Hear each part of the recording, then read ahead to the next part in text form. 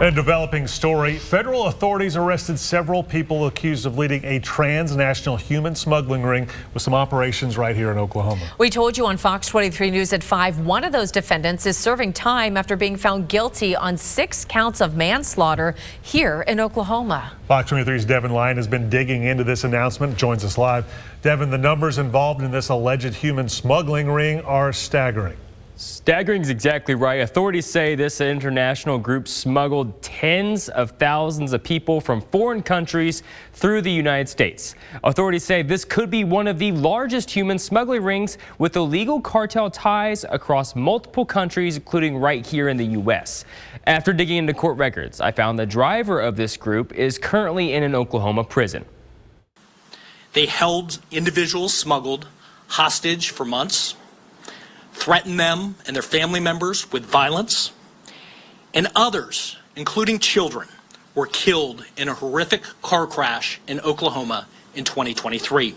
U.S. Attorney for Central California Joseph McNally stood with federal and California law enforcement Monday afternoon, announcing the arrest of alleged leaders to a massive human smuggling ring. The indictment charges 4 defendants, all of whom are illegal aliens from Guatemala who committed crimes while living in the United States. Authorities say those 4 are undocumented immigrants from Guatemala. Federal law enforcement says they led or assisted in the smuggling of around 20,000 people from Guatemala through the U.S. over the course of 5 years. The ringleader, Eduardo Domingo Renojo Mattel, was arrested and arraigned on Friday along with his right-hand man, Mahia Cha.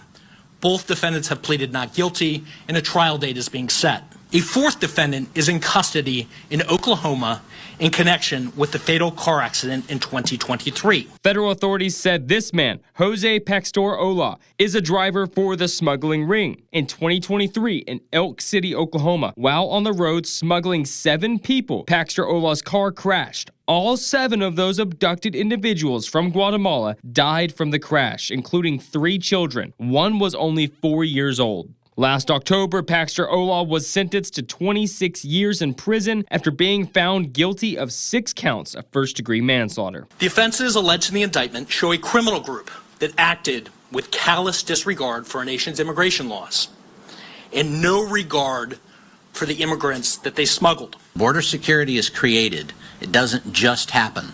One of the most complex, far-ranging, far-reaching smuggling organizations is now out of business. On behalf of the men and women of the United States Border Patrol, it's time to turn and burn. Turn and burn. We're turning and burning onto that next target. I did reach out to the state attorney general's office. Since then, I have been in contact with his director of the AG's Human Trafficking Response Unit. I learned the reason this is a smuggling case and not a trafficking case is because it did not involve the extent of human exploitation that trafficking does.